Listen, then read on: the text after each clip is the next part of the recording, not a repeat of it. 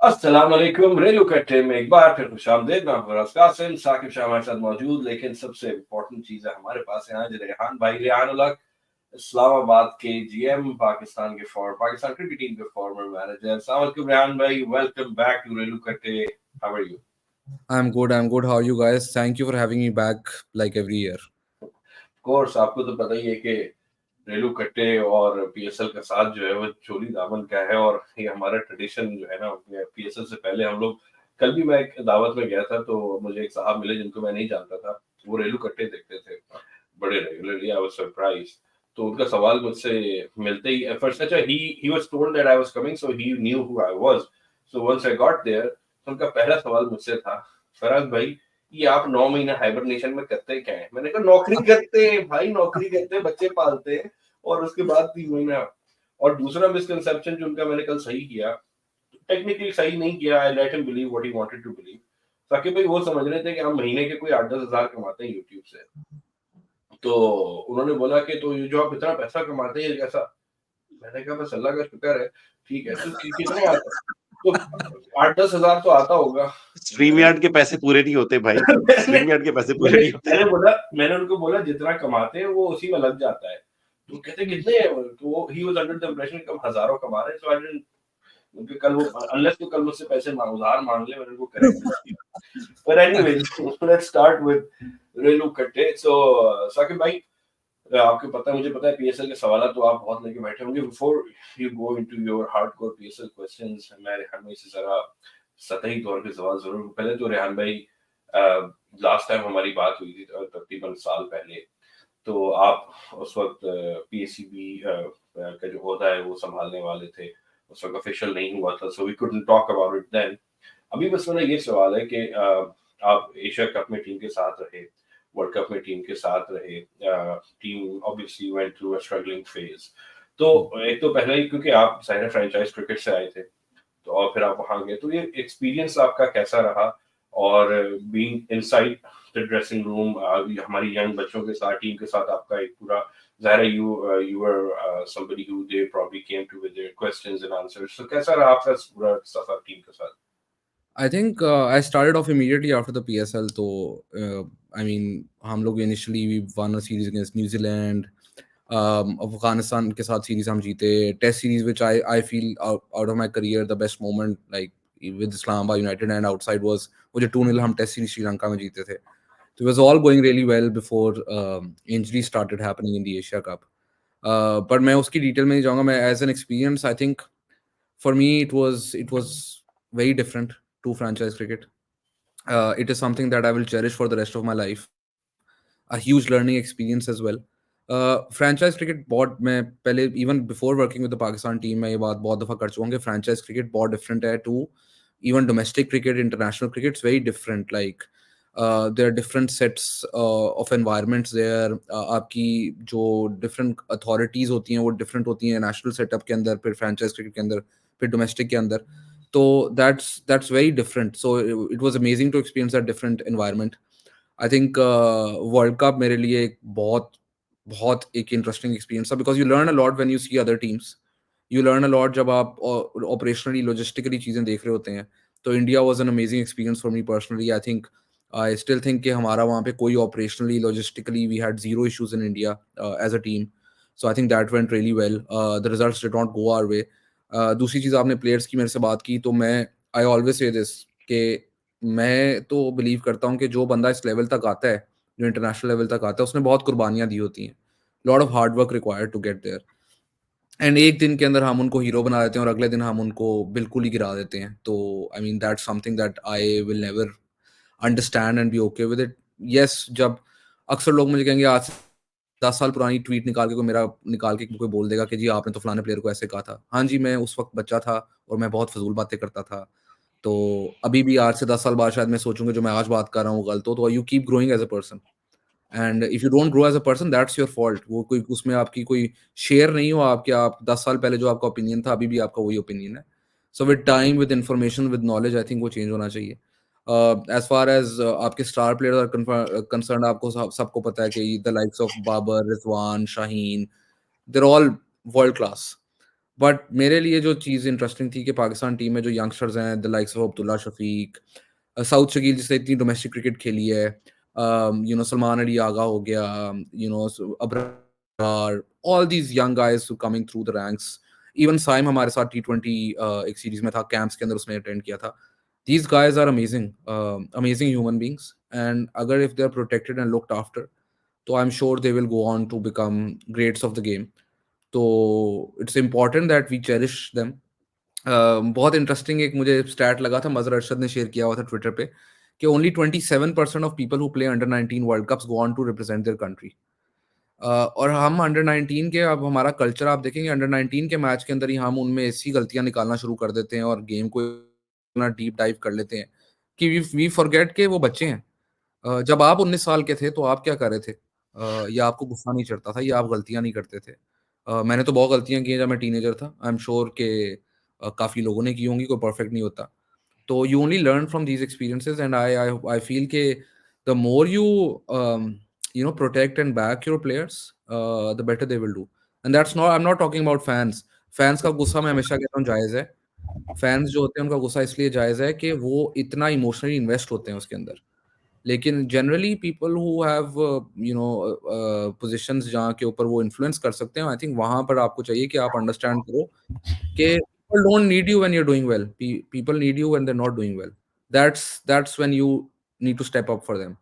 तो मेरा तो अभी भी वही बिलीफ है, and it was a wonderful experience, and I'll still say if I get a chance to do it again, there will be things I will do differently. But in terms of the players, they were amazing. मेरे साथ कोई ऐसा issue नहीं हुआ.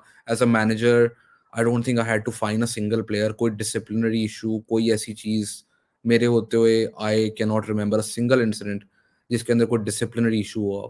तो as a manager, I was very happy with the team. रणवी, एक एक follow up इस पे था। आपने जैसे बोला कि the thing you mostly touched upon was कि प्लेयर्स को बैक करना, प्लेयर्स को माहौल प्रोवाइड करना।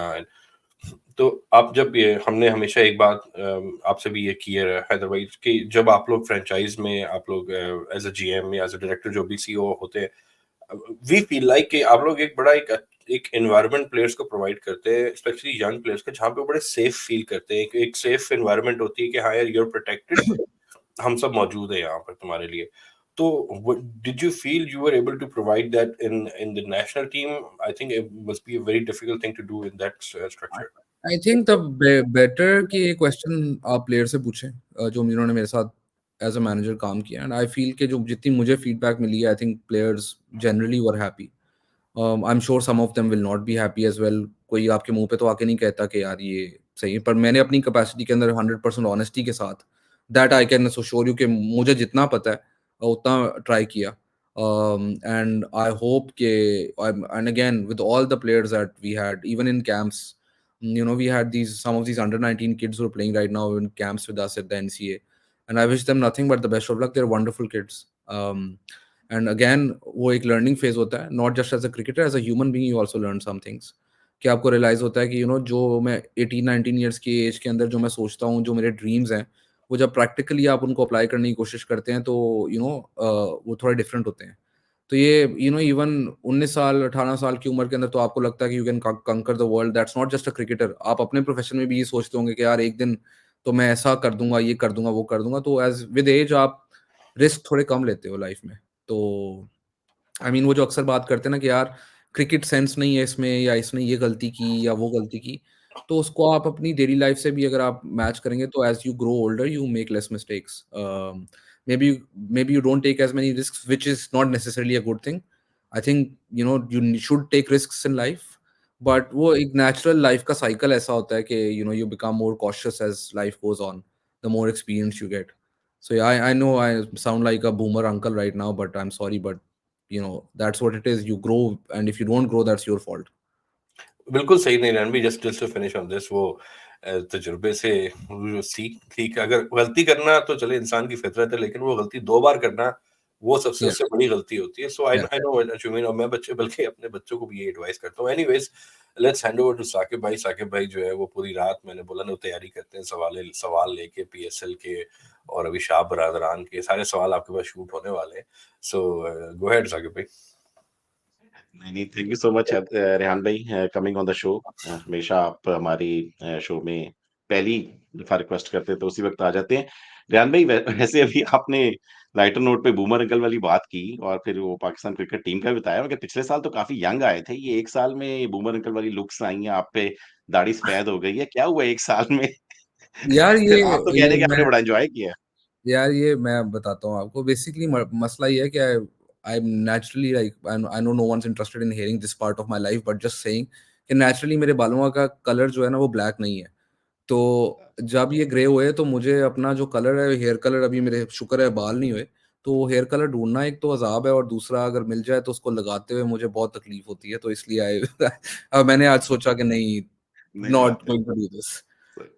अच्छा, एनीवे इसमें रेहान भी आपने बड़ा अच्छा एक्सप्लेन किया अभी, like your stint with the Pakistan cricket board as a manager. मैं जानना चाह रहा था कि पीसीबी में जो मैनेजर की जो पोस्ट होती है, टीम मैनेजर की जो पोस्ट होती है, इसका रोल और रिस्पॉन्सिबिलिटी क्या होती है exactly?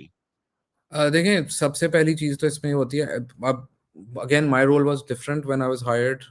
It evolved with time, obviously there were changes and all, but generally जो मैनेजर का रोल समझा आता है वो होती है ऑपरेशंस टीम की देखना, लॉजिस्टिक्स देखना, टीम का डिसिप्लिन देखना, and see if all the guidelines that are provided to you are being followed or not. So उसमें ये होता है कि अगर कोई मार्केटिंग डिपार्टमेंट का कोई स्पॉन्सर की शर्ट है, उसके ऊपर राइट लोगो उसने पहना हो, आपके ऑपरेशंस ठीक हों, टीम टाइम पे अराइवल कर रही हो, लॉजिस्टिक्स आपके ठीक हों, होटल रूम्स में कोई मसला ना हो, प्लेयर्स कंफर्टेबल हों, you need to look after also, you need to manage the players, you need to manage the board as well, and you're basically the bridge between the players and the board. um, so I think that's the main part of it, but initially my role was different. Over time it changed. I will not go deeply into what happened and what did not happen. I just have good memories and I would like to cherish the good memories. And मैं वैसे भी सबको ये बोलता हूँ कि यार देखो, you never know what's going to happen next. There's no point in developing resentment towards anything that happened. You just move on with life and be happy about the positive things that happened. अच्छा रेहान भाई, मैं Islamabad United के draft की तरफ जाने से पहले मेरा एक अच्छा, मैं जनरल आपको क्वेश्चन एक चीज़ था। इसमें बता दूँ, जी, जी। सॉरी मैं आपको बात कर रहा हूँ, it's a very different role in there and very different role here. तो फ्रैंचाइज़ क्रिकेट इज़ डिफरेंट, और मैं अक्सर बात करता हूँ इंटरनेशनल क्रिकेट डिफरेंट, तो वो रोल्स नहीं, पे यहाँ पर तो बहुत। हमें पता भी है ना कि यहाँ पर तो आप ड्राफ्ट पिक्स भी करते हैं, यू आर हेड ऑफ या स्ट्रेटजी एंड मैनेजमेंट, लाइक आप तो हेड ऑफ प्लेयर एक्विजिशन भी होते हैं, तो we know your role in Islamabad United. Yeah yeah but मैं पीसीबी से, क्योंकि आपने बताया था कि हमारे जो फैंस होते हैं वो बड़े इमोशनली इन्वेस्ट होते हैं, और वो फिर क्रिटिसिज्म आता है जब टीम हारती है तो वो समझते हैं कि सारे कसूर जो है वो रेहानुल हक का है, ये जब से टीम में गए हैं हारना शुरू कर दिया है, और इन्होंने प्लेइंग 11 गलत खिलाई, इन्होंने ये किया, इन्होंने वो किया। तो मैं ये जानना चाह रहा था कि क्या देखिए, टीम मैनेजर के ये पास ये मैं अथॉरिटी होती है प्लेइंग मैं 11 खिलाए? मैं आपको बताता हूँ इस पे। मैं ये तो मैं अब देखें, प्लेइंग 11 वाली चीज़ पे मैं कमेंट नहीं करूँगा, उस पे मैं नहीं करता कमेंट। लेकिन मैं आपको बताता हूँ कि कभी-कभी ऐसा होता था कि मैं जब कोई बेसिकली कोई वीडियो आ गई है, वो मेरा वीडियो एडिटिंग करने से ताल्लुक भी कोई नहीं है, उसकी भी गालियाँ पड़ रही हैं। अगर किसी ने कोई रैंडम पीसी कोई रैंडम हरकत हुई है जिसका कोई ताल्लुक नहीं नेशनल टीम के साथ, कुछ भी नहीं है, उस पे भी वो तूने क्या कर दिया? तो at one point I just started laughing about it कि I am happy that people think कि एक बंदे को वो सब कुछ दे देते हैं और एक बंदे के पास इतनी अथॉरिटी हो सकती है, but that's not how it works. It's a structured, well-oiled organization, and everyone has their roles. इस पे तो And that's all I want to इस say. पे तो रेहान भाई मैं सिर्फ ये आपको कहूंगा कि I told you this before you joined that this will happen and when it happened I told you so, तो ये तो खैर होना था। तो हाँ, but वो again मैं again कहता हूँ कि if given an opportunity to do it again, under the right circumstances, so I would obviously change a few things, learn करते हो आप, but I feel principally how I feel about the game, how I feel about the players is principally the same now. यानी even more so मुझे यकीन हो गया है कि प्रिंसिपली आप क्योंकि when they are playing for the country, the amount of pressure is unreal, from not just the fans, आपकी फैमिली से लेके सब से। तो that's when they need a shoulder more than any time else. अच्छा रेहान भाई, मैं ये क्वेश्चन आइडियली मुझे चाहिए था कि मैं नदीम भाई, नदीम उमर भाई या समीन भाई से भी कर लेता, मगर आप भी चूंकि अब इस्लामाबाद यूनाइटेड के साथ 8 साल से एज ए जीएम ही हैं, मैं पता करना चाहता कि अब हमारी लीग को तकरीबन 8 साल हो चुके हैं, अब ये 9वां सीज़न स्टार्ट होने लगा है, तो प्रोसेस इम्प्रूवमेंट होता है किसी भी ऑर्गेनाइज़ेशन में। तो मैं पता करना चाहता कि लीग को इम्प्रूव करने के लिए आप लोगों की कोई कमेटी है जो लीग को कॉन्स्टेंटली प्रोसेस इम्प्रूव कर रही हो पाकिस्तान सुपर लीग में? लेट्स से मैं ये जानना चाह रहा था कि जिस तरह लेट्स से एक फैन है, उसने पाकिस्तान सुपर लीग के मैचेस देखने हैं, तो वो प्रोसेस इम्प्रूव होता है या टिकट बाइंग से लेके entry into the stadium, exit from the stadium, food हो गया, वहाँ पर वॉशरूम्स हो गए, जो उसका व्यूइंग एक्सपीरियंस है वहाँ पर, जैसा कराची की बात कर लेते हैं, तो कराची के बीच में फैन के जो एक्सपीरियंसेस हैं, उनको कई जगहों के ऊपर उनका व्यूइंग एक्सपीरियंस अच्छा नहीं है। प्रोडक्शन क्वालिटी की बात कर लें, तो कराची स्टेडियम में काओ कॉर्नर है, वहाँ पर कैमरा ही नहीं जाता और वो वहाँ पर कोई कैच हो तो हमें पता ही नहीं चलता कैच हो गया है। फिर ये रावलपिंडी की बात कर लें, तो उसमें ये वो शादी वाली कुर्सियाँ और सोफ़े आज तक लगे हुए हैं, तो उसमें कोई कुर्सियाँ बढ़ाने के लिए, तो ये कुछ सजेशंस देते हैं आप लोग पाकिस्तान क्रिकेट बोर्ड को, और ये प्रोसेस इम्प्रूवमेंट कोई कमेटी है वहाँ पर? ये चीज़ें, कई चीज़ें बड़ी पुरानी प्रॉब्लम्स चलती आ रही हैं, जो अभी तक सॉर्ट नहीं हुई। अच्छा, पहली चीज़ तो ये बताऊँ कि ऑलमोस्ट हर चीज़ की कमेटी है। तो ऑपरेशंस लॉजिस्टिक्स की कमेटी है, प्लेयर एक्विजिशन की कमेटी है, बिड राइट्स की कमेटी है, टेक्निकल बिड्स की कमेटी होती है। तो there are committees for everything and उसमें ऑब्वियसली पीसीबी एंड फ्रैंचाइज़ेज़ मिलके काम करते हैं। In terms of improvement I think सबसे बड़ी इम्प्रूवमेंट तो ये है कि अगर आप ओवर द ईयर सीज़न 1 से लेके आप पहली दफ़ा जब टीवी राइट बिड दोबारा हो रही थी तो कितना इंक्रीज़ आया था। फिर उसके बाद फिर आज की इकोनॉमी के अंदर जो अभी टीवी राइट डील बिकी है, local streaming right and international, there are huge jumps there, and that's obviously because of all the effort that was done behind the scenes by not just the franchises but PCB as well, and also like जो आपके broadcasters हैं और जितने भी आपके partners stakeholders हैं उन सबकी इसमें obviously एक input आती है। अब कुछ चीज़ें आपके कंट्रोल में होती हैं, कुछ चीज़ों पे आप कुछ नहीं कर सकते। तो फॉर एग्जांपल जिस तरह ये फैन एक्सपीरियंसेस हैं, everyone including the PCB, including the franchises want better fan experiences, because अगर फैन एक्सपीरियंस बेहतर होगा तो वो अगर आप कैपिटल मार्केट टर्म्स के अंदर भी देख रहे हैं तो फैन एक्सपीरियंस बेहतर होगा तो फ़ायदा क्रिकेट बोर्ड को और फ्रैंचाइज़ेस को ही है। बट वो चीज़ों पे, कुछ चीज़ों पे आपका कंट्रोल है, कुछ चीज़ों पे सिक्योरिटी कंसर्न है, जिधर सिक्योरिटी कंसर्न है उधर you can't do anything, like there is no alternative to it. तो उस पे फिर आपको कॉम्प्रोमाइज़ करना पड़ जाता है। जहाँ तक आप कुर्सियों की, सीटों की बात कर रहे हैं, ऑब्वियसली ये डिस्कशंस हो चुकी हुई हैं। लेकिन जिस तरह आपने वो कैमरास की बात की कि कराची में नॉट इन ऑल मैचेस, वो अगर आप साइड वाली पिच यूज़ कर रहे हो तब का कॉर्नर का मसला आता है। तो उसमें भी ये है कि स्टेडियम्स अगर बने हुए हैं तो वो एक रात में चेंज नहीं होते, वो 10 साल में भी नहीं चेंज होते, वो स्टेडियम्स के स्ट्रक्चर्स ऐसे हैं। तो उस पे एफर्ट ये हो सकता है कि we try to move the pitches away. उसके अंदर हम पूरा एक उसका बनता है कि जी ये नंबर पिच यूज होगी, ये नंबर पिच यूज होगी, ये नंबर पिच यूज होगी। तो ऑब्वियसली ब्रॉडकास्टर की भी उसके अंदर इनपुट होती है, प्रोडक्शन वालों की भी इनपुट होती है। तो there are committees for everything. And अगर आप मुझसे पूछें PSL 1 में I thought PSL would be as big as it is today, तो I be honest with you, no. I thought it would be big but as big कि आप $22.6 million के rights बेच देंगे for this year. तो at the time you would have thought कि यार ये league uh, it will grow, but the growth is really good, and that's despite all the challenges that we face as a country. Economic उसके अंदर चीज़ें आ जाती हैं, आपके मुल्क की इकोनॉमी का बहुत बड़ा रोल है, आपके मुल्क की सिक्योरिटी सिचुएशन का बहुत बड़ा रोल है। तो I mean for the league to thrive in that, I mean we started our league not in our own country, we brought matches here one by one, then we were hit by COVID for 2 years.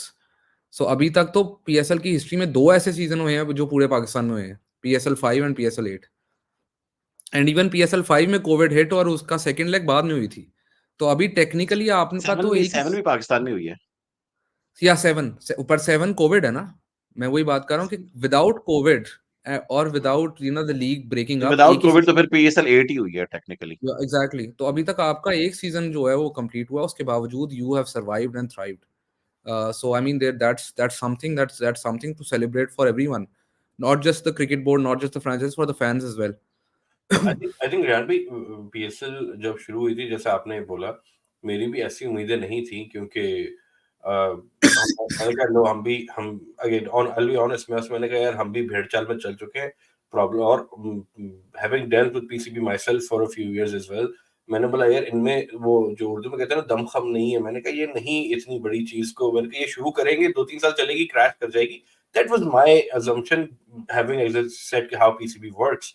और फिर जब हम unfortunately UAE में हमने शुरू की तो it didn't look great at all, but yeah where it is now specially coming to Pakistan I think has taken it to a next level, क्योंकि और फिर जब हम थोड़ा सा और मुख्तलिफ और ग्राउंड में मैच होम एंड अवे वाला हो जाएगा आई थिंक तो एक लेवल या और ऊपर चले जाएंगे हमारा ख्याल है। एब्सोल्युटली, आप पिछले साल देखें, वो मैं कह रहा हूँ अभी तक एक कंप्लीट सीजन विदाउट कोविड और विदाउट एनी इंटरप्शन जो है पीएसएल 8 हुआ है। तो आप पिछले सीजन देखें, द क्राउड्स वर अमेजिंग। जो होम सपोर्ट मुल्तान को मुल्तान में मिली, लाहौर को लाहौर में मिली, कराची को कराची में, इस्लामाबाद को रावलपिंडी में, it was unbelievable. I remember हमारा पिंडी में मैच हो रहा था तो Azam was going into bat and the chants in the stadium of Azam were so huge. It was like players can feel that and players get pumped because of that. Trust me, it happens. वो आपका वो जो कहते नहीं crowd आपका 12th man है, that is true. And that can be, again, as a data person, that can be quantified as well, कि player performances not just in cricket but in other sports also go up when the crowd is behind you. So I mean that's a huge factor in it. और वो जितनी ज़्यादा culture हमारा develop होगा उतना international cricket के लिए भी अच्छा है। हमारा कल्चर, क्राउड कल्चर अब डेवलप होना शुरू हो गया हुआ है कि होम टीम को कैसे सपोर्ट करना है। तो वो लाहौर में जिस तरह आप लाहौर के खिलाफ खेल रहे हो तो वो एक टेरिफाइंग एक्सपीरियंस है फॉर एन अवे टीम। और कॉलेज वाला फील होता या होगा। वो and credit to Lahore Qalandars, credit to their fans के it is an intimidating atmosphere at the Gaddafi stadium. I remember जब शुरू शुरू में हम लाहौर खेलने आए थे, पहले पीएसएल 5 में हम खेले थे, तो it wasn't like this. It was, ये क्राउड था बहुत बहुत पैशनेट था, लेकिन जिस तरह अब हो गया उस तरह नहीं था।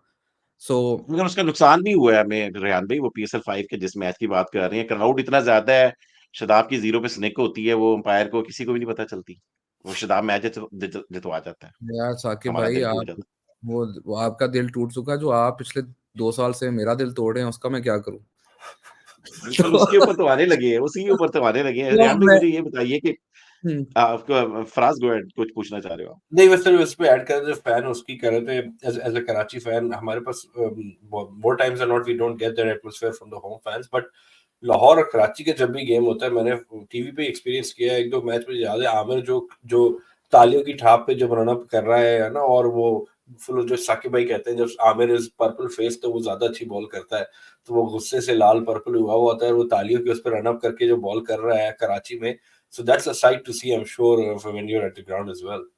एब्सोल्युटली। मैं आपको कराची की एक बात बताता हूँ। आप कह रहे हैं कराची का क्राउड नहीं आता। कराची जब पीएसएल 4 में हम आए थे, we were playing a match against Karachi, the stadium was full.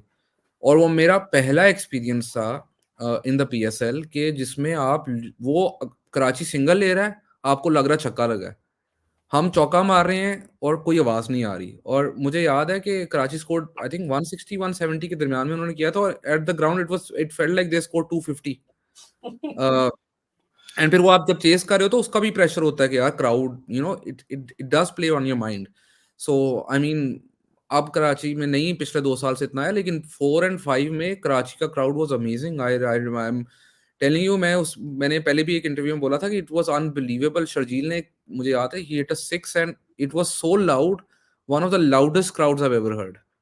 Yeah, मैंने रियान भी जैसे मैं कराची का मैं बताऊं फराज तुम्हें कि अगर नेशनल स्टेडियम जिस दिन भर जाए ना, तो सबसे मजा का क्राउड कराची का ही होता है, अगर वो मैं भर जाए स्टेडियम। मैं बता दूं साकिब भाई, वो आपको बता चुका हूं काफी दफा, मैंने कवर किया था फैसल बैंक T20 का फाइनल था, लाहौर सॉरी कराची वर्सेस सियालकोट, और वो आपका वही क्रिक इन्फो वाला जो उमर कार्लसन है, वो उस वक्त I think he just started for Cricinfo, तो वो सियालकोटिया है, तो he was supporting Sialkot and me and Imad were supporting obviously Karachi। और उस वक्त रेहान भाई, कराची के नेशनल स्टेडियम की जो छतें हैं, जो स्टैंड्स की छतें हैं, वो भरी हुई थी और पुलिस वहां से लोगों को भगा रही थी। इट वाज इंसैनिटी, और वो मैं कराची हार गया था इवेंचुअली, लेकिन I can not forget that day. तो वो जो आप बात कर रहे हैं क्राउड पैक्ड इन वाली, तो I have seen that feel. हम लोग वो प्रेस बॉक्स की गैलरी पे बैठे हुए थे वहां पे, so we have seen that feel. और स्पेशली मेरा तो एनएसके वैसे भी मुझे बहुत पसंद है, because we won a final there and generally NSK is a ground जहाँ पे हमारा बहुत अच्छा रिकॉर्ड है। तो and also Islamabad gets really good support in Karachi, I will be honest with you. Karachi तो कराची है। इस्लामाबाद में रिकॉर्ड कैसा है रेहान भाई? हमारा पिंडी में तो नहीं इतना अच्छा रिकॉर्ड। पिछले सीजन आई थिंक पीएसएल 5 में we played 5 games, lost 4, had a rained out match, and पिछले season we won 3, lost 2।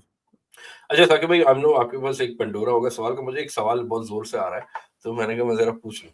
Rehan भाई, आपसे जब हमारा पहला इंटरव्यू हुआ था, गालिबन 2019 की बात है, 4-5 साल हो गए, तो उसमें हमारी आपकी बात हुई थी शादाब के बारे में, और मैंने बोला था कि मैंने कहा रेहान भाई, मुझे लगता है कि यार ये पैदा ही कैप्टन बनने के लिए हुआ है। आपने कहा कि मैं भी एग्जैक्टली ऐसे ही सोचता हूँ कि ये बचपन से ही कैप्टन है, फिर वो कैप्टन बना, अप्स एंड डाउन्स हुए उसकी। So though again, I don't know if you agree with me on this or not, मैं हमेशा प्लेयर्स को दो आइसोलेशन में, एक एज इंटरनेशनल प्लेयर और as a franchise player, I try to keep them separately, Yeah, they're two very separate things, man. Right? वो I am sorry, मैं आपकी बात काट रहा हूँ। कल किसी ने मुझे लिखा हुआ था कि फलाना ना सिर्फ लीग लीग क्रिकेटर है, तो मैं सोचा हम लीग ही खेल रहे हैं, हम कौन सा वर्ल्ड कप नहीं Exactly. खेल रहे So I try not to हैं। compare to Shadab of T20, but he became captain. He did hot and cold and everything. ये उसके मसले। अभी शादाब जिस स्टेट में है एज अ प्लेयर, आप लीग छोड़ दें या वो छोड़ दें, फॉर्म उसकी, आई मीन इट्स, सबको पता है कि उसकी नहीं हो रही। उस जमाने में 3 साल पहले उसकी शोल्डर का इंजरी का था, everything. So you know him well, he is a captain. तो अभी शादाब आपको किस स्टेट में लग रहा है, क्योंकि बॉल उससे अभी भी नहीं गिर रहा है, बैटिंग शादाब वो नहीं कर पा रहा है, and he is the leader of your team. या और दूसरी, इस्लामाबाद यूनाइटेड अपनी जगह। मैं हमेशा दूसरी चीज जो हमेशा ये ऐड करता हूँ, वो बाबर हो या शाहीन हो, कि in-form Babar, in-form Shadab, we need for Islamabad, yes, but we need for Pakistan as well. So या how do you see him right now? Sir देखें, एक चीज तो ये कि since he is been captain, उसकी अपनी performances for Islamabad United have been unbelievable. Like वो 5 में कैप्टन बना था, उसने कुछ 250 रन किए थे, आउट किए थे। 6 उसका नहीं अच्छा गया। 7 में I think he scored 280 runs, was the top wicket taker in the group stages as well. 8 में he was, I think in terms of impact he was the one of the top 12 players. वो जो MVP ranking आती है उसमें he was one of the top 10-12 players as well. So his own performance as captain have always been good. Exception PSL 6 उसकी एक exception है। जो उसकी फॉर्म की बात है, I know there are lot of concerns about his form and all. तो उसमें ये चीज़ है कि again there is a difference in formats, there is a difference in white ball cricket formats as well. One day में जो अच्छा perform करता है नेसेसरली वो टी20 में नहीं करता, या टी20 में जो अच्छा परफॉर्म करता है नेसेसरली वनडे में नहीं करता। तो आई मीन 2022 में he was, you know, T20 world cup जो हम खेले थे उसमें he was probably our best player in that World Cup. So yes, the form's down right now. And Shadab की एक चीज मैं आपको बताता हूँ कि you will find very few people who are as introspective as him. ये खासियत है शादाब की, बाबर आजम की, शाहीन शाह अफरीदी, रिजवान की। एंड शायद इसलिए ये लोग उससे निकल आते हैं कि ये अपने सबसे बड़े क्रिटिक्स खुद हैं। ये अपने अंदर खुद निकालेंगे कि यार यार मैं ये कर लेता या मैं नहीं करता। तो यू नो, इवन बाबर अगर वो आउट होता है तो उसके बाद ही थिंक्स अ लॉट कि इस टाइम पे मैं ये नहीं तो ये करता। तो these guys think like that, and that's why जो इस तरह का प्लेयर होता है उसको, आपको ये होता है कि आपको पता है कि वो खुद इतना इंटेलिजेंट और मेंटली स्ट्रांग है कि he will find a way to get out of it. The injury obviously played a huge role. It was a groin injury, which is a long, it's not an injury that can go away. It's an injury you need to keep treating all the time. So there's that. And uska bowling action ke upar bhi wo kaam kar raha hai. Right now he's working with a couple of coaches as well. So uske upar wo kaam kar raha hai. As far as his form being a concern, I think as a team we feel ke when he comes to play for Islamabad United, then he will be 100% fit. क्योंकि अभी भी उसको जब वो world cup से वापस आया उसको इंजरी हो गई थी। He couldn't play the 4-day tournament. He was scheduled to play the 4-day tournament. He couldn't play that. Then the doctor gave him a report जहाँ पे डॉक्टर ने उसको कहा था कि the medical team and all told him कि he needs to start playing T20 cricket, then move to 50-over cricket, and then move to test cricket या 4-day cricket. So he's working on that, कि starting off with T20s and then he'll go bigger format. So अभी वो आया T20 में, I know he did not have good games, 3 matches वो खेला है, लेकिन we are happy that he started playing competitive cricket. कि PSL आने से पहले competitive cricket वो खेलता हुआ आ रहा होगा। And I still feel, and I think you will see in his performances this year कि he will step up. As far as his batting is concerned, that's never been a concern. I still tell you कि even World Cup के अंदर उसकी bowling form up and down थी. I think he scored a 30 and a 40 at crucial times in the World Cup as well. सो उसकी batting is not the concern, bowling है, लेकिन उस पे वो काम कर रहा है उसके एक्शन के ऊपर, बिकॉज़ उसकी इंजरी ऐसी हुई थी कि उसको अपने एक्शन के ऊपर थोड़ा-सा चेंज करना पड़ा था। Now he is trying to revert to his older action, and जिस एक्शन के ऊपर उसकी गूगली की भी अक्सर लोग बात करते हैं, वो गूगली की भी एक वजह ये थी कि he had to change his action because of that injury. So he's working hard on it, and we as a team still feel that he will provide and add so much value to your team, because again there are some players जिनका आपको पता है कि ये 3 aspect में एक aspect में तो कंट्रीब्यूट करेगा ही 100%, कि इसका बॉल के साथ ऑफ डे हुआ, बैट के साथ ऑफ डे हुआ, तो फील्ड में ऑफ डे नहीं होगा। तो देयर आर सम क्रिकेटर्स जिनको आपको पता है कि they are luxuries, but when that luxury, even if the luxury is not doing well, it's not something that brings your team down. So we're still sure कि he will have a very decent PSL season. Great, thank you, Ranbir. Zakir bhai. जी, रेहान भाई अच्छा draft पे जाने से पहले एक आखिरी चीज़ on पिछले साल की मैं क्वेश्चन कर रहा था कि आपने पिछले सीज़न को पूरा एनालाइज़ तो किया होगा, पोस्टमार्टम उसका किया होगा, गैप्स आपने क्या आइडेंटिफ़ाई किए हैं और उन गैप्स को आपने किस तरीके से ओवरकम इस साल करने की कोशिश की है? और इसमें एक और क्वेश्चन भी मैं ऐड कर देता हूँ ताकि आप दोनों के बता दीजिए कि इस्लामाबाद यूनाइटेड जो कि हिस्टोरिकली बड़ी अच्छी चेजिंग टीम थी। मेरे ख्याल में मुझे एक स्टैट याद आ रही है पीएसएल 5 या 6 तक वो स्टैट शायद वैलिड होंगे कि इस्लामाबाद यूनाइटेड जब चेजिंग करती थी तो वो शायद 90-95% ऑफ द मैचेस चेजिंग में जीत जाती थी। मगर पिछले साल में हमने काफ़ी दफ़ा देखा कि इस्लामाबाद यूनाइटेड बल्कि पिंडी के सांतरीन पिच के ऊपर शायद ज़ल्मी के खिलाफ आप लोगों से 170 चेज़ Yeah. नहीं हुआ। लाहौर कलंदर के खिलाफ 2 दफ़ा आप लोग 100-100 पे आउट हो गए, 100-100 रन से मैचेस हार गए। तो what's going on with Islamabad United chasing habits lately? और पिछले साल का जो मैंने पहला क्वेश्चन किया कि गैप्स क्या आइडेंटिफाई किया आपने? I think पहले तो मैं चेसिंग वाली चीज आंसर कर दूं, तो we lost 2 games against Qalandars chasing last year and 2 games against Zalmi. जो कलंदर्स वाले मैच हैं वो तो इतना was such a huge margin कि उसको आप दोबारा अगर एनालाइज करेंगे तो आपको कुछ नहीं मिलेगा उसके अंदर से। We were just played off the park in both the games, and दोनों में स्कोर इतना हो गया था कि उस बॉलिंग अगेंस्ट अगर आप उनको मारने जाएंगे या स्लो खेलेंगे, दोनों तरह आप फंस रहे थे। तो they were really disappointing results, but you don't read too much into outliers. वो नॉर्म नहीं है, वो आउटलायर्स हैं। Whereas the Zalmi games were the real ones, जहाँ पे those were the targets that you expect Islamabad to chase, and we feel के we could have chased them better than we did. We've analyzed where we went wrong, where we could have taken a chance a little earlier, where we took the game deeper.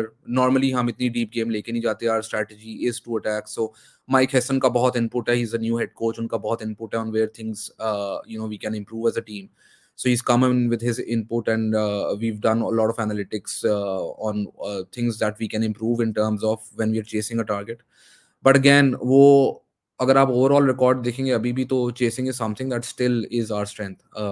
And with the batting lineup that we do have, and the kind of flexibility we have in that batting order is something that अगर आप देखें एक season से आप अगर एकदम ये कह देंगे कि यार ये चीज़ तो इस सीजन नहीं चली तो यार बिल्कुल बदल देते हैं, तो फिर तो आप अपनी स्ट्रेंथ से हट रहे हैं।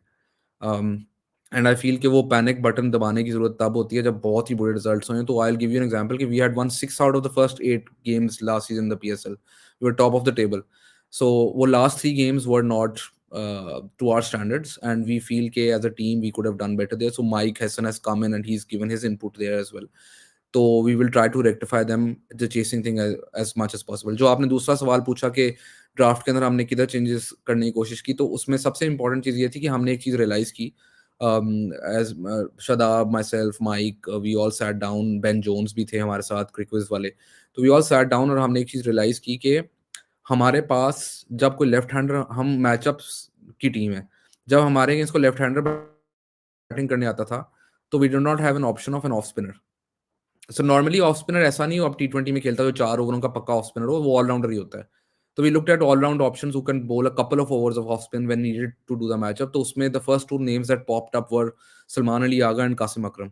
तो मुझे ये लगा था ड्राफ्ट पे जाने से पहले कि उन दोनों में से हमें एक मिलेगा, वो दोनों मिल गए, which we are very happy with. So I mean that's one area that we did want to improve on. The other area जो कि हम पिछले 4 साल से इंप्रूव करने की कोशिश कर रहे हैं, बट उसमें मसला ये होता है कि आप know team releases their players. तो फास्ट बॉलर लेना बहुत मुश्किल काम है क्योंकि कोई रिलीज नहीं करता, और पूरी दुनिया के फास्ट बॉलर तो साकिब भाई आपकी टीम ने इकट्ठे किए हैं, वो रिलीज भी नहीं करते, तो किसी और टीम में वो जाते भी नहीं है। तो I mean to get that fast bowler, that's where we wanted to strengthen, and Naseem is exactly that.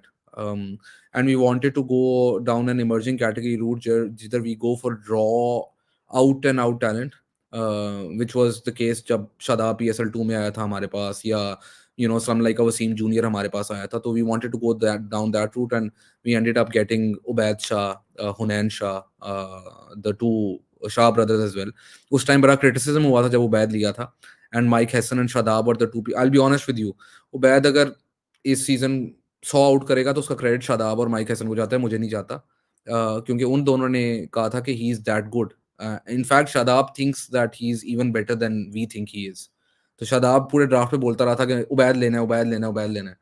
So I at the end thought कि वो मजाक कर रहा है कि हुनैन भी ले लिया, नसीम भी ले लिया, और अब तीसरा भाई लेंगे तो सारे कहेंगे कि वो भाई इन्होंने तो तीसरा भाई इसलिए ले लिया कि ये तो कोई डील का हिस्सा था, या वो था, या ये था. तो मैं इस वजह से बहुत उस वक्त मुझे था इशू.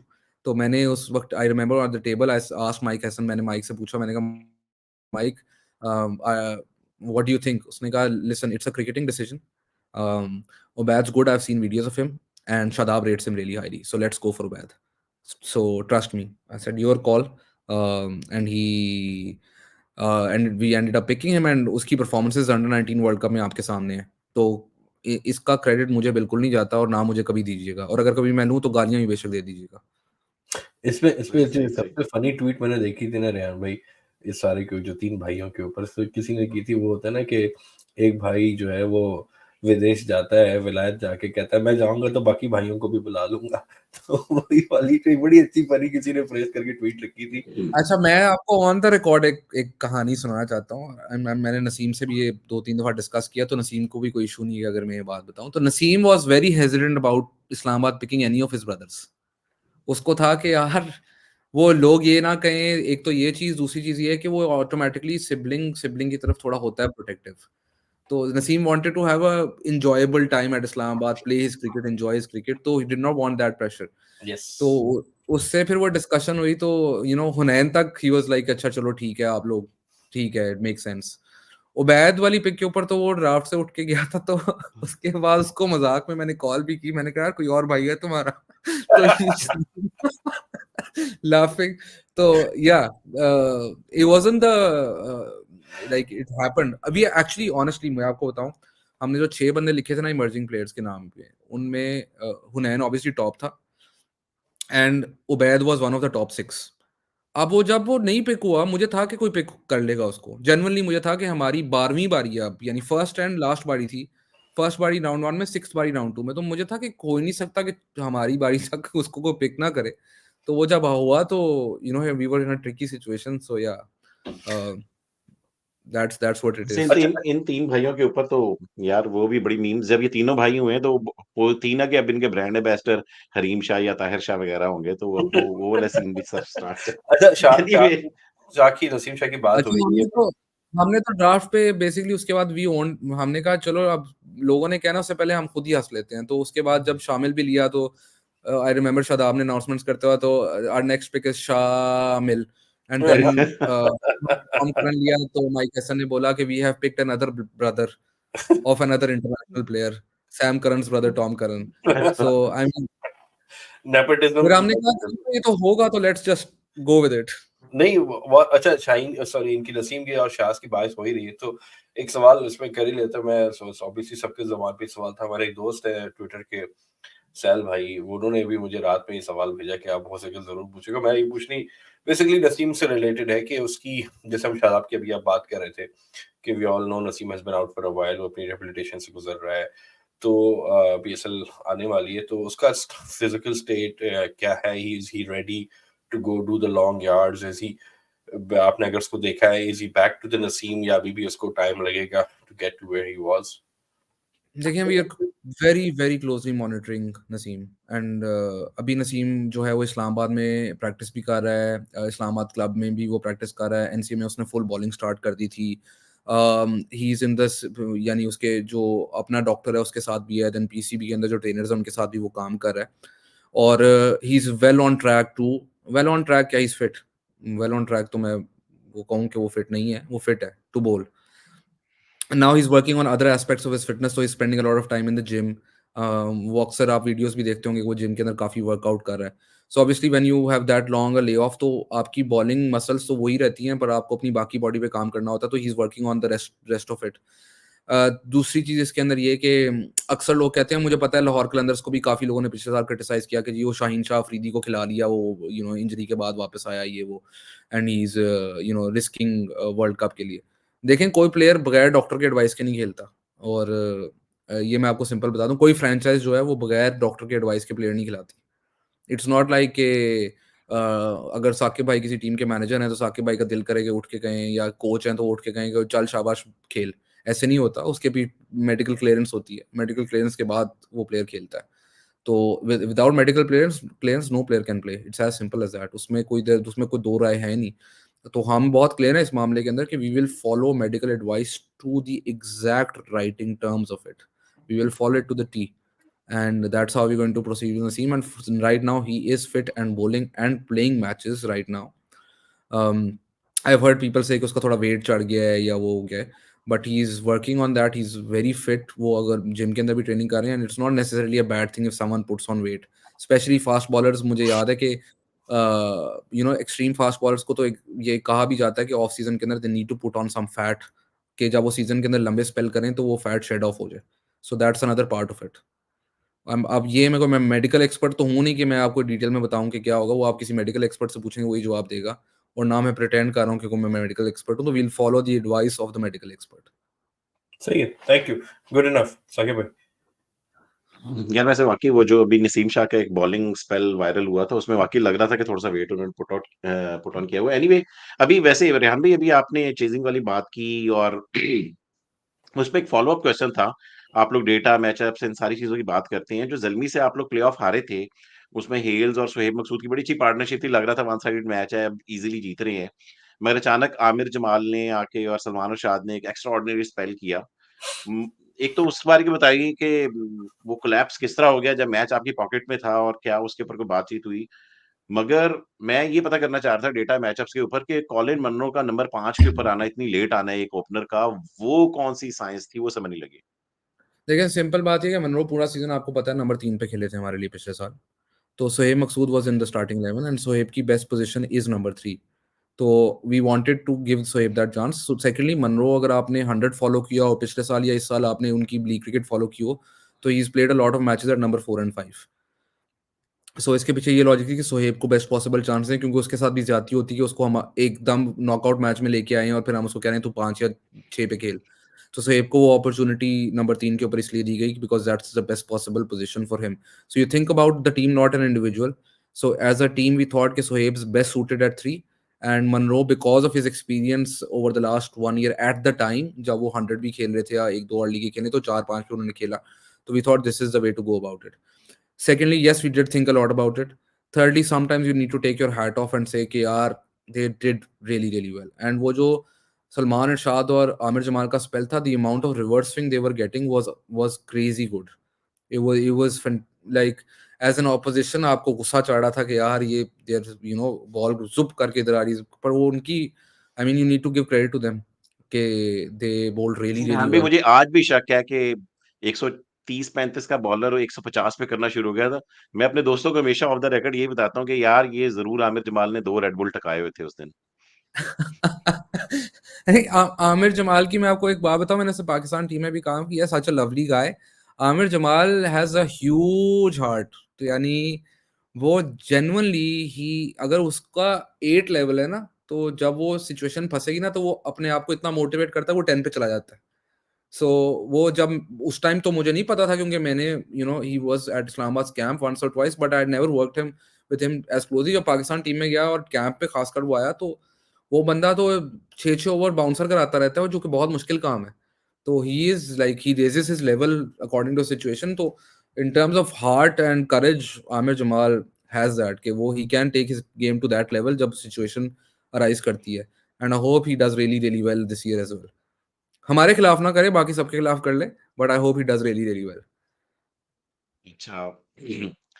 हैदर भाई, ओह सॉरी रियान भाई, उस पे आते हैं, ज़रा ट्रेड्स के ऊपर आते हैं। Freudian slip. ट्रेड्स पे जाने से पहले, वो आपको पता है कि एक शेर बड़ा वायरल हुआ था, पता नहीं आधे आधे लोगों को समझ लगा, आधों को नहीं लगा कि ना आम का बाग, ना महंगी गाड़ी, मेरा यार सब पे भारी।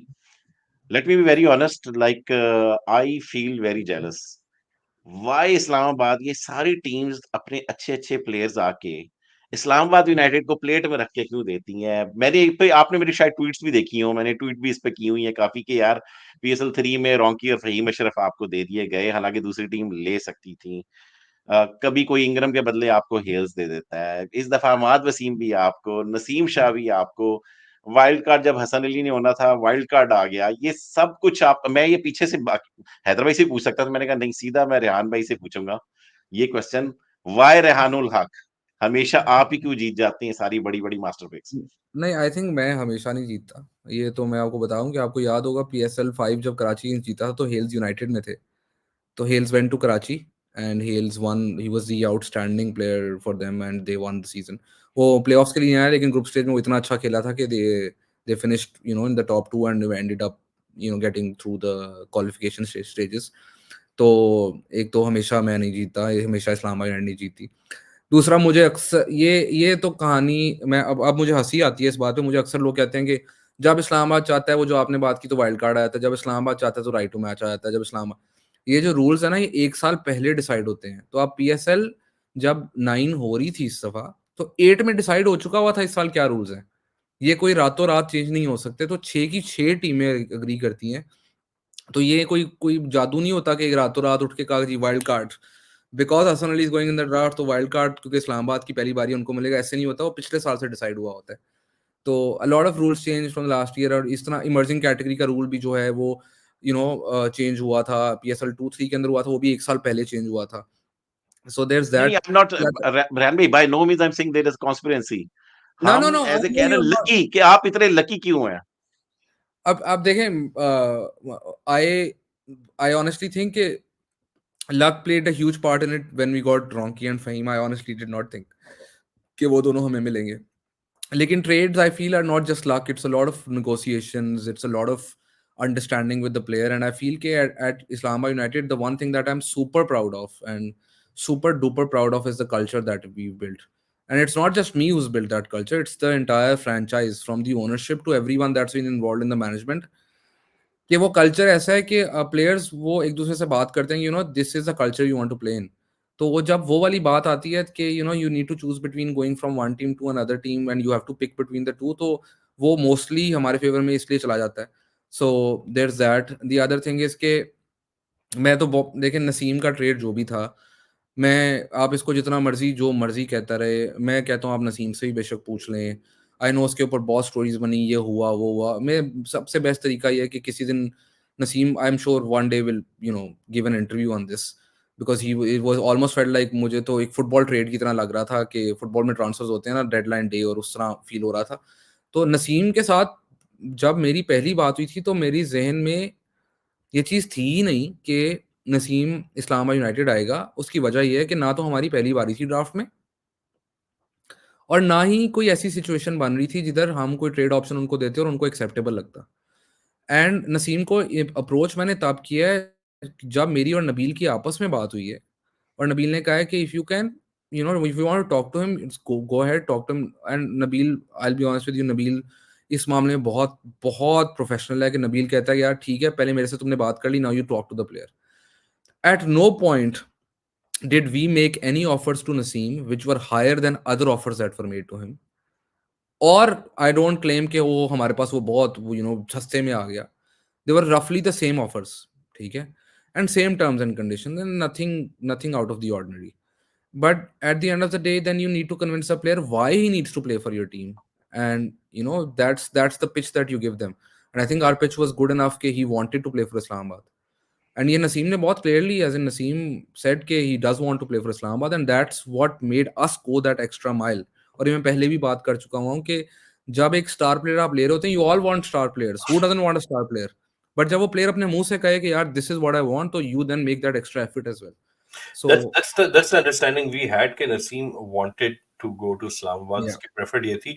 और जो साकिब yeah. भाई ने initially सवाल किए थे ना कि आप लकी, तो एक कोट था, I don't remember किसका है, शायद आपको किसी को पता हो, वो कोट था कि कि लकी हो जाते, तो उससे मुझे याद आया कि it's funny, in my life the harder I work the लकीर आई केप्ट गेटिंग।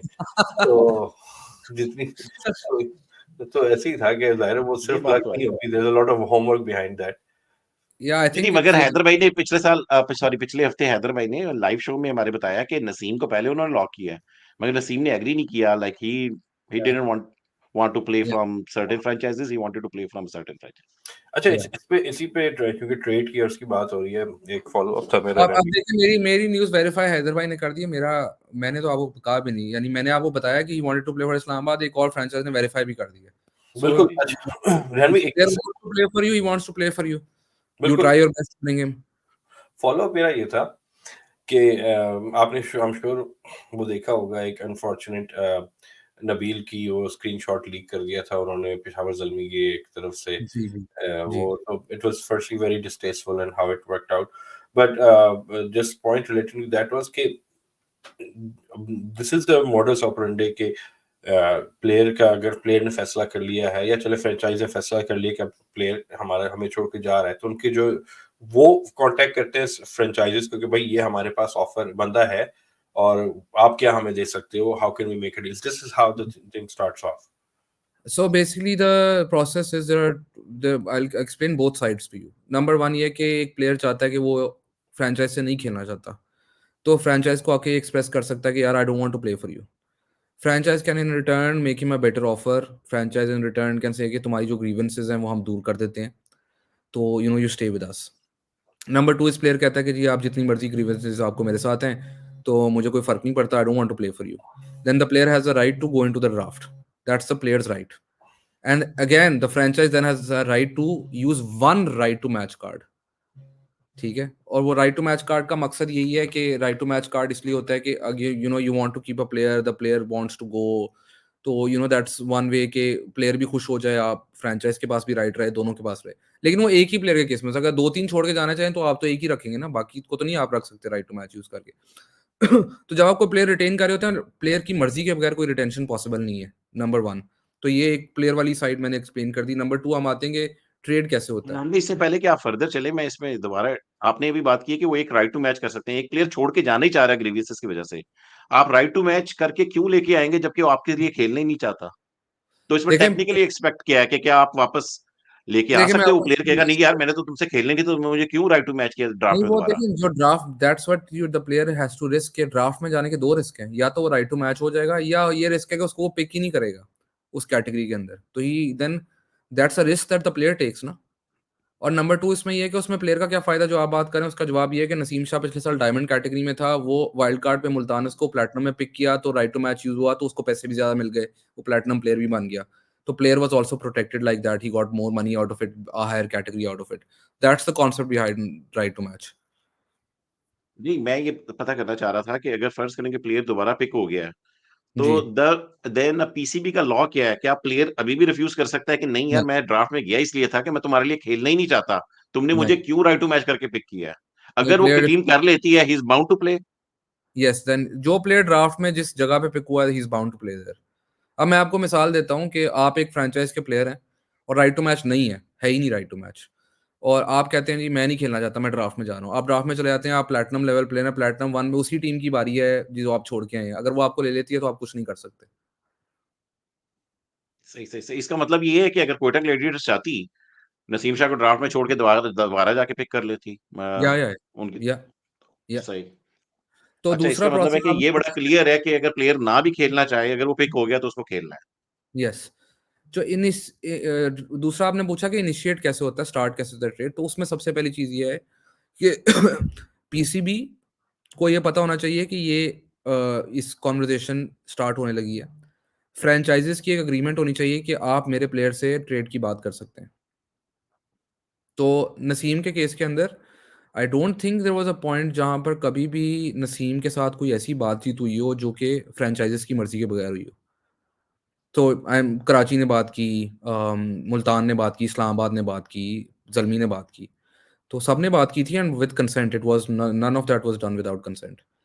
एंड वही बात ये है कि प्लेयर की कंसेंट इसमें भी शामिल होती है कि अब मैं अगर चाहता हूँ कि मैं एक प्लेयर ट्रेड करना चाहता हूँ, तो प्लेयर कैन रिफ्यूज कि यार नहीं होना मैंने trade, I rather go in the draft. Player ये भी कह सकता है कि यार मेरी प्रेफरेंस ये फ्रेंचाइज नहीं, ये फ्रेंचाइज है। तो आगे से टीम कह सकती है कि यार वो फ्रेंचाइज तो हमें कुछ भी नहीं दे रही, हमारा तो बेटर ट्रेड ऑप्शन इधर से बन रहा है, तो हम उनके साथ जा रहे हैं। तो आइदर वे वो एक निगोशिएशन है, वो कोई हार्ड एंड फास्ट ये नहीं हो सकता कि ये अगर हमने ए फॉलो कर लिया तो बी मैंडेटरी है। So I think the trade was done very like, मुझे मुझे नहीं लगता कि किसी भी टाइम के ऊपर, और जो भी और दूसरी चीज मैं आपको ये भी बताऊं कि इसमें ये भी होता है कि there is a trade budget which franchises can offer the player as well. So वो फ्रेंचाइज को भी पे कर सकती है एक्स्ट्रा पैसे कि ये ट्रेड हो रहा है, तो you can take this money and you trade this player. तो वो भी हो सकता है। So there are lot of ways to pull off a trade, but या वो जो आई आपने थिंक वो जो ट्रेड बजट की बात की है रेहान भाई, व्हाट आई अंडरस्टैंड इज कि वो 3 लाख का एक्स्ट्रा बजट है, 1 मिलियन का पर्स, 3 लाख का कमर्शियल बजट हो गया आपका। तो उसमें से आप 3 लाख किसी एक प्लेयर पे भी लगा सकते हैं या कोई रूल्स हैं उसमें? नहीं नहीं, वो देखें, वो $350,000 इज नॉट फॉर ट्रेड। उसका एक चंक होता है जो ट्रेड के लिए यूज हो सकता है। दैट इज रफली between $40,000 to $60,000, that's it. And that goes to the franchise, जिस फ्रेंचाइज को पे कर सकते हैं वो। अच्छा, फ्रैंचाइज़ को जाएगा, प्लेयर को नहीं देगा कि यार नहीं मुझे नहीं नहीं, वो सर्टेन प्लेयर फ्रेंचाइज को चाहिए। आता है, वो फ्रेंचाइज आगे उसकी मर्जी है, वो जिस तरह यूज करना चाहेगा। वो फ्रेंचाइज किसी प्लेयर को देना चाहती है वो प्लेयर को दे सकती है, अब फ्रेंचाइज खुद रखना चाहती है वो खुद रख सकती है, that's up to the franchise. जिस प्लेयर को आप ले रहे हैं उसको एक्स्ट्रा नहीं दे सकते कि लेट्स से कि मैं प्लेयर एक्स वाई जी को लेना चाहता हूँ, मैं उसके हम्म। एजेंट को बात करता हूँ कि यार अगर तुम मेरी टीम में आ जाओ, 170 प्लैटिनम का है, साथ में मैं तुम्हें $1 लाख और भी दे दूंगा अपने कमर्शियल बजट से, प्लेयर को दे दूंगा, तो प्लेयर को इंसेंटिव मिल जाए कि यार मैं तो 1,70,000 की जगह दो वो लाख सत्तर ट्रेड हजार बजट नहीं है, कमाऊंगा। वो ट्रेड बजट नहीं है, वो तो कमर्शियल सपोर्ट है, वो तो आप किसी भी तरह यूज कर सकते हैं, वो ट्रेड तो बजट नहीं है। अगर प्लेयर को दे सकते हैं ज्यादा पैसे हाँ जी, अपनी कमर्शियल तरफ आने सपोर्ट के। बजट तो आप सिल्वर प्लेयर को कह सकते हैं कि यार मैं तुम्हें $10,000 अपने कमर्शियल सपोर्ट में से निकाल के दे रहा हूँ। सही तो है। वो तो आप you they that commercial support you can use any way you want to.